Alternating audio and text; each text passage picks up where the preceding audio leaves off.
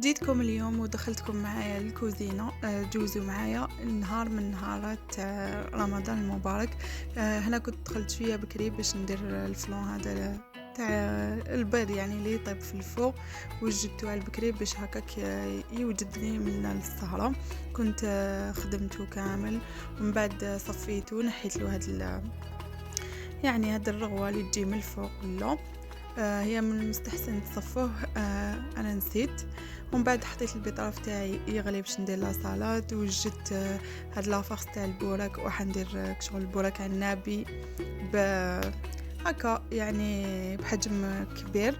دوك من بعد تشوفوا طيبته ودرت له المعدنوس خليته هكاك. ومن بعد جست ديراكتومون البلا دوزيام. كنت وجدت الرولي فوالا.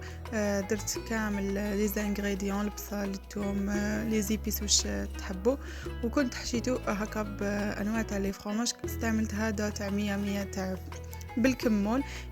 كنت ايفيتيت شويه لي زيبيس القاصحين باسكو هو وحده يمدقوا بزاف شباب. وجدتهم هكا ودرت لهم السيلوفان، من بعد غلفتهم بالالومنيوم مليح مليح وحطيتهم يفوروا. ومن بعد يعني نكمل لهم طيابهم. كيف وجدت لاصوص اللي درت فيها غير صوص بلونش، يعني درت فيها الشامبينيون قليتهم ودرت لهم الزيتون بعد ما غليته شويه باش نحلو الملوحيه. ومن بعد درت لي زيبيس فلفل الكحل والملح، وزدت لهم لا كريم فريش حتى يعني نلحق لا تكستور اللي انا حبتها. وجدوا لي او ميم طون هذاك الفلون نحيته وحطيته في الفريجيدير يبرد. وجدت المطلوع، وجدت لا سالاد كيما كنت تشوفوا، وبديت نحط في لاطاب، يعني الحاجه اللي توجد نحطها هكا باش ما يغلبنيش الوقت.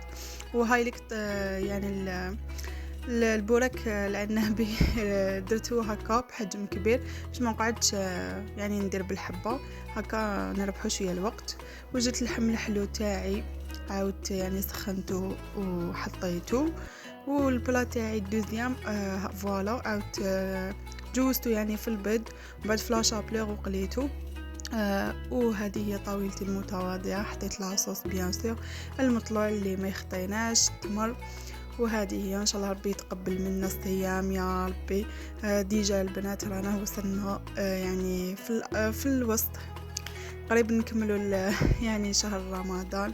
بدا العد التنازلي. من بعد ما غسلت الماعن ونقيت كاع من الكوزينه وسيقت، جست وريت لكم الفلون فوالا جا بزاف بنين ويشهي. وجدت بيان سور القهوه كحله تاعي. وهكا يعني نكون كملت مع اليوم. ان شاء الله تكونوا ديتو هكا ايدي على الفطور تاع غدوه، ولا علاش لا توجدوا طابله هكا. وعلى بالي بزاف اللي راهي تلفت لكم. نتلاقاو ان شاء الله في الروتين الجاي.